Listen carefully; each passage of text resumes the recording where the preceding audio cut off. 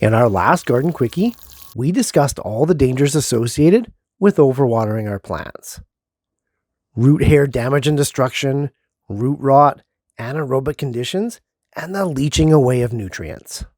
Pretty damaging stuff for our plants, sometimes permanent, but it doesn't change the fact that we still need to water. Our crops still need moisture, and we need to know how much to give and when to give it, especially with summer coming. Hi, I'm Jeff from the Ripe Tomato Farms. Welcome to another episode of the Garden Quickie, the show where in 2 minutes or less, we break down all the fundamentals of gardening. And today's episode is all about knowing when to water. To do that, we need to be able to tell the current moisture of our soil.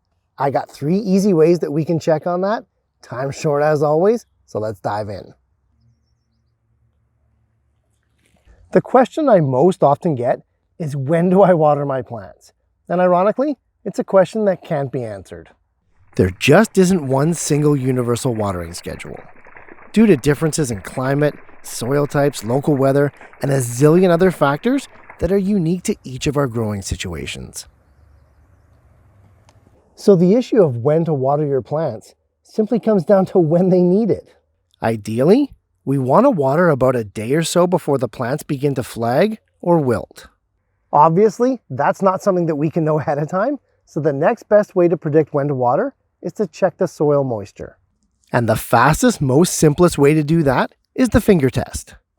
Just as it sounds, remove the mulch from the area you want to test and poke your finger down 2 to 3 inches. Basically, just above your knuckle. If the soil feels dry and your finger comes out clean, it's probably time to water. This is the simplest and most rudimentary way to test. Another way to test is the popsicle or bamboo stick method. In the same fashion, remove the mulch from the area you want to test and stick the stick down 3 to 5 inches. Leave it there for about 30 seconds, then remove slowly. Moist soil is going to result in bits of dirt clinging to the stick, as well as the stick itself being discolored where it's come into contact with moisture. A clean, non-discolored stick means dry soil and that you should probably water sooner than later. And finally, we have a bit more of a scientific approach, and that's an actual water meter. They only run about $10 online, and I find them to be mostly accurate. Do ensure that the prongs are cleaned every time you use them, both for best results and for product longevity. For veggies, we're aiming for the 40 to 80% range of moisture, which will be marked by the green safe zone on the meter itself.